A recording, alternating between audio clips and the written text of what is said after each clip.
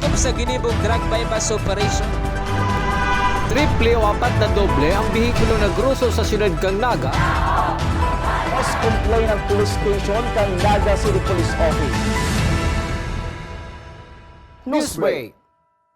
Sa headlines kan mga barata, phreatic eruption posible sa Bulkan Mayon sa rarom kang alert level number 2 sabi kang Fibox. DOH Bicol nagpatanid sa peligro kan abong ibinuga kang Bulkang Mayon. Tupadahan sa Banuanin Pili Camarines Sur, sinakyada kang PNP, 2 arestado, 3 nakadulag. Bakbakan ka mga team sa Bukal Season 5, liwat na dalan ka nakaaging Sabado. Diyos marhay na hapon. Ako si Mark Mendoza. Asin ako, si Antoinette Eduardo. Kami ang sa indong tagapagatud, Bareta. Pagkondusir ning police checkpoint kang Naga City Police Office para sitaron ang mga motoristang day kumpleto ang darang papeles, posibleng bawasan na kang Naga City PNP. Ang detalye sa aramon sa report ni Melvin Machado. Sustained Operation on Enforcement of Traffic Rules and Regulation, ini ang baong apod ni Police Colonel Erwin Rebillon sa nagpapadago sa paglatag ng checkpoint sa siyudad kang Naga asin sa mga boundary kang Naga kontra sa mga motorista nagbabalgar sa ley asin ordinansa sa trapiko sa siyudad. Sa sayang pag-obserbar, nagbabawas man subuot ang saedang nasisitar na traffic violators asin kung magpapadagos-dagos na madikit ang dadadakop, babawasan naman subot ninda ang saedang gigibuhon na operasyon. 2 hours lang. Kasi if it's more than 3 hours, medyo napapagod ng police natin. Besides, sabi ko once a week. But this time, twice a week ako.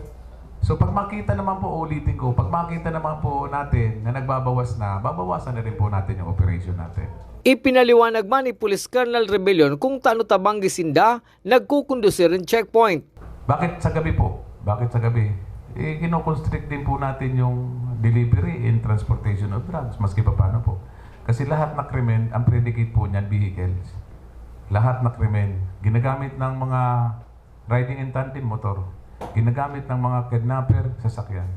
Kaya po mahilig po tayo magpakanda kasi baka makatsamba po tayo. Or iniiwasan natin na pasukin tayo ng mga masasang elemento yung Naga City. Mientras tanto, pinapasumada man ni Police Colonel Rebillon kung pira ang bilang ka mga taga-Naga na nadadakop sa saedang police operations sa Tinampo asin kupiraman ang mga tagaluwas kang syudad ni Naga. Para sa One Media TV 48 Naga, Melvin Machado, Newsbreak. Mientras tanto, kinumpirmar sa ginibong kape at boses kang Naga City Police Office asin mga miyembros kang Naga City Police Office Prescore ni Police Colonel Erwin Rebillon na bago na ang Station Commander kang Police Station number 5 na si Police Major Nolan Romubio. Asin inilipat man sa Police Station number 3 si Police Major Alex Sumayaw. Sa Station 5, actually, nag-usap na kami ni DCDA kasi pag linagay natin this guy is capable. Pero bababa kasi sa upper kung hindi natin lalagyan ng major. Alam mo, the time of Captain Abalaeng will come. And soon he will be, once he will be promoted, he will be the station commander. Antayin lang natin. So, ilalagay natin siya for the purpose. Major, hindi na natin itago. Si Major Romubio will be the station commander of the Station 5. Okay?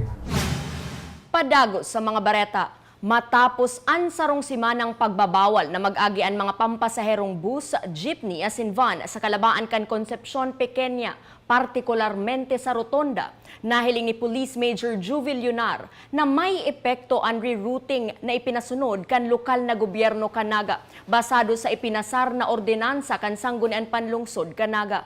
Ngayon nakikita natin ang maganda ang improvement, ano? So makikita kahit bantayan natin ngayon, kahit kayo mismo makikita nyo ngayon, wala kayong makikita pagkakabol-bol doon. And at the same time, man din yan ang PNP natin.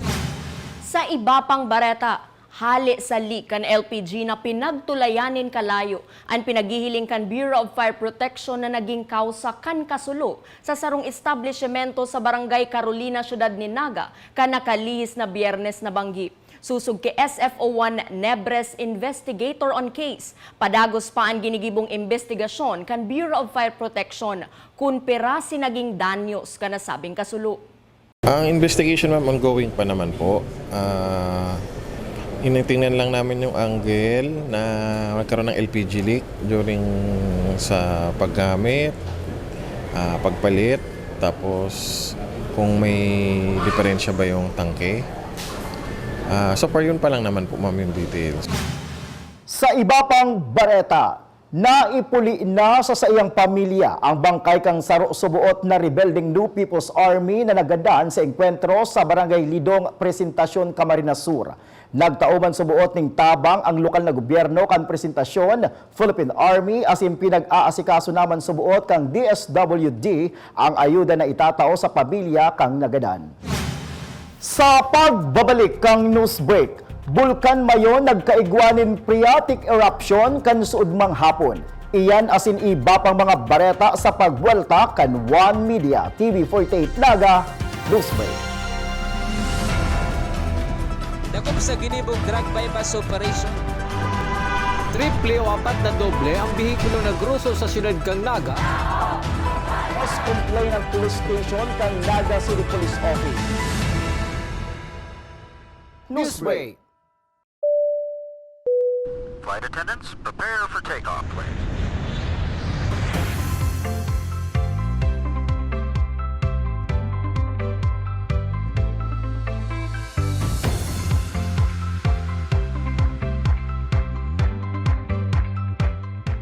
Slip life vest over your head. Take the tape around your waist.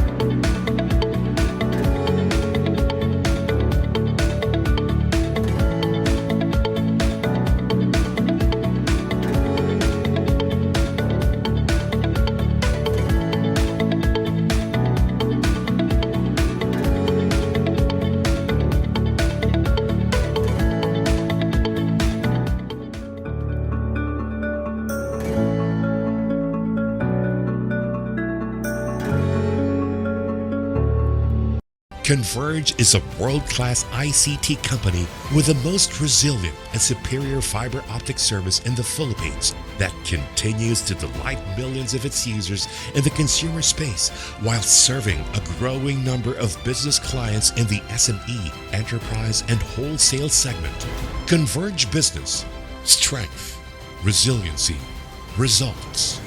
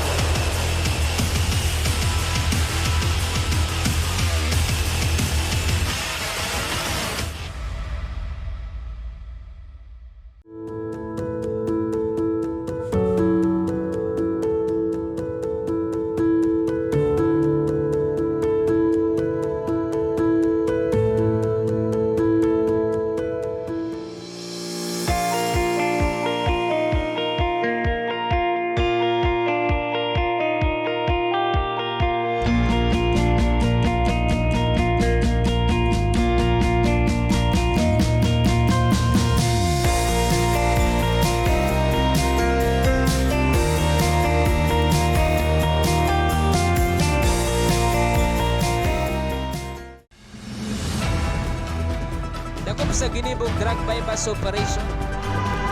Triple o 4 na doble ang bihikulo na gruso sa siyudad kang Naga. Mas complain ng police station kang Naga City Police Office. Newsbreak. Sa pagpapadagos kan mga bareta, mga residentes na nakapalibot sa Bulkan Mayon na bigla kan magkaigwanin phreatic eruption kasuudmang hapon. Ang detalye sa report ni Melvin Machado.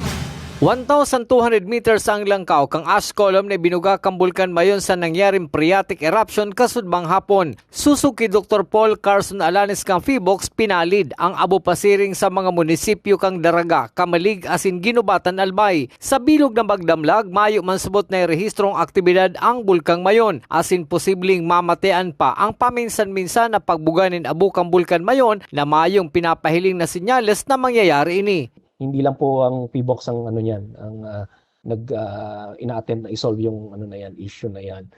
Pero yun nga po kapag alert level 2, especially coming from yung a major eruption a few months ago, it's possible mag-expect po tayo na na magkaroon pa ng mga ganitong mga ash yung phreatic eruptions, mga little explosions, ash ejections.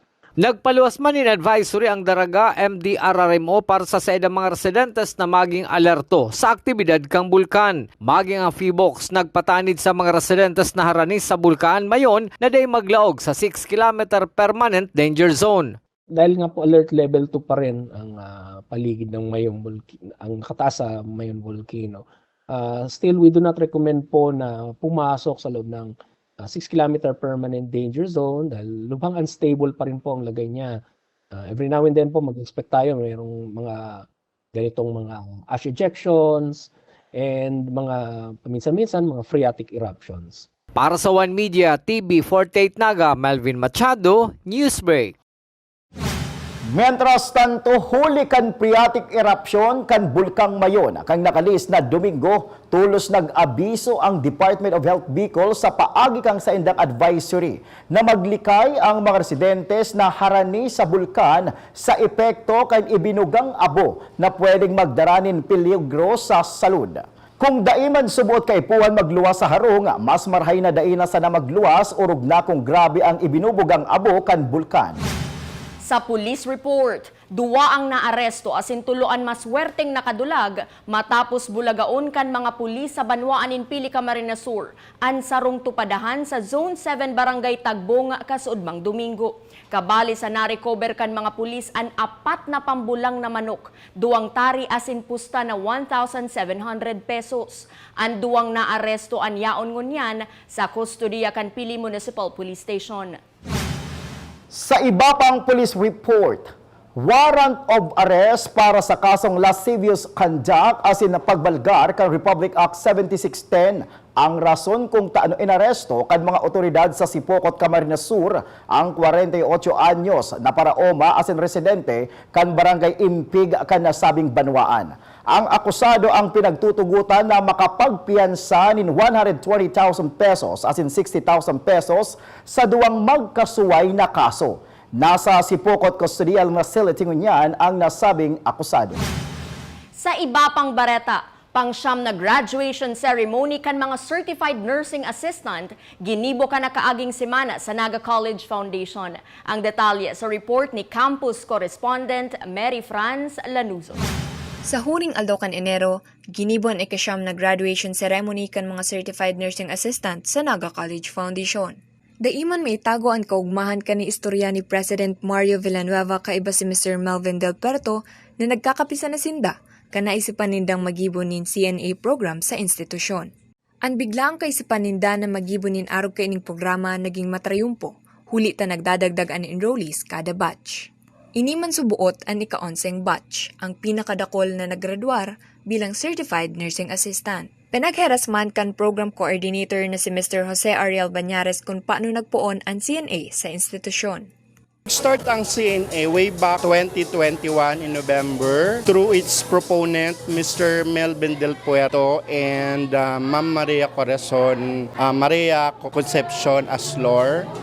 And it started the batch with 24 trainees and graduated in March 2022. Sigun man kay Marisol Roma na naggraduar bilang CNA, saro sa gigibuhon niya, iyoan magtrabaho abroad. Ako, nagbabalak ako mag-abroad. So, gusto ko man siyang i-take for advantage ko para sa kuya. Tapos, in the future. Bali man sa mga naggraduar an mag-agom, ni Sinda Donna Serio asin John Paul Serio. Susug ki Miss Donna, dakol subuot ang pinag-agihan nindang problema pero dakulang pasasalamat ninda. Ninhuli ta sinda nakapagtapos nin sabay. Bukod po kasi sa pag-aaral, may work po kasi kami. Nung time po kasi yung active pa yung namin, nag-work pa po kami sa Philippine Statistics po as field. May child din po kami na 9 months, so medyo mahirap po talaga siya pagsabayin. Lalo, parehas din po kami nag-aaral. Nagtaumanin mensahe sa President Mario Villanueva sa mga naggraduar, asin imbitasyon sa mga maawat maging parte kan Certified Nursing Assistant.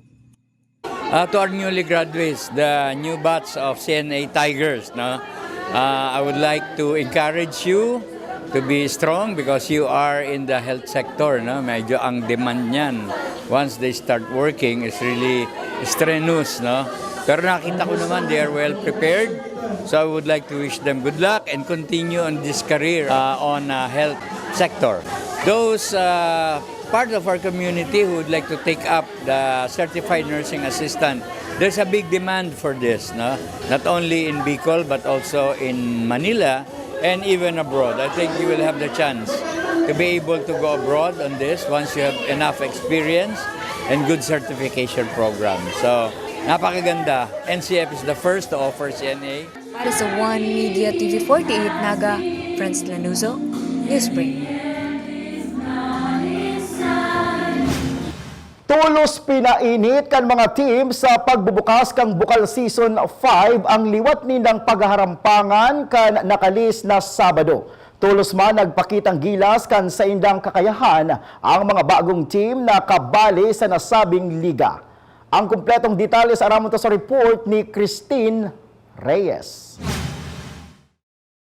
Formal nang binukuan ang pang-5 season kang Bicol Universities and Colleges Athletic League kang Sabado kung saan nagpahiling tulos ng tibay ang kada team. Ito nagkawat sa men's volleyball, Ateneo de Naga University kontra Universidad de Santa Isabel. Nakuha kang Ateneo ang sindang enot na kapangganahan. Daiman nagpahuri ang mga bagong team sa Bukal na Pasakaw Academy asin ACLC Naga na nagtaon ning magayon nakawat sa huri ACLC Naga ang nanggana. Sa bakbakan man kang UNC asin bagong team na CBS UA, Bugol Hinangos ang naging hampangan kang duwang makusog na team. Nakaabot pang set number 4 ang mainit na bakbakan na sa huri, UNC ang pinangaran ng gana. Mientras tanto, sa women's volleyball man, defending champion ng NCF Lady Tigers, nasungkit ang sidang enot na kapangganahan sa liga na tinapos ang kawat kontra sa Ateneo Lady Knights na nakakuan ng tulong set. Pinangaranan mang best player of the game si Rey Marie Bombita kung saan siya nagpasalamat sa gabos na nagsuporta sa iya. Beside po sa training, nag-extra po kaya ako every bago po mag-training, nag-extra po ako walling or ganun po. Tapos, training lang po talaga everyday. Mag-go with the flow lang po talaga ako. Wala po akong ibang mindset, kundi go with the flow lang po. Ano man po yung mangyari, it is what it is po. Pinabati ko po yung family ko doon sa Albay po, si mama, papa, and si ate ko po sa Manila, and si Manoy, and si mga friends ko po doon. Abangan ang matitinding bakbakan asin aksyon na madadalan live sa Bukal Facebook page asin Oragon Sports TV, Liga ng mga Kampyon. Para sa One Media TV 48 Naga, Christine Alcanzo Reyes, Newsbreak. Asin yan ang mga bidang baretang nakalap kan mas pinakusog na puwersa kan One Media TV 48 Naga News and Bicol Affairs. Day malingaw na i-follow ang samuyang official Facebook fan page One Media TV 48 Naga. Ako po si Mike Mendoza. Padagos kaming mahatod nin mga baretang garantisadong nangengenot asin napapanahon. I-hit ang subscribe button sa samuyang official YouTube channel One Media TV 48 Naga, tanganing updated kita sa mga bareta asin istoryang bida an Bicolano. Ako si Antoinette Eduardo asin ini an One Media TV 48 Naga Newsbreak. Dakop sa ginibong drug bypass operation. Triple o 4 na doble ang bihikulo na gruso sa siyudad kang Naga. Mas complain ng police station kang Naga City Police Office. Newsbreak.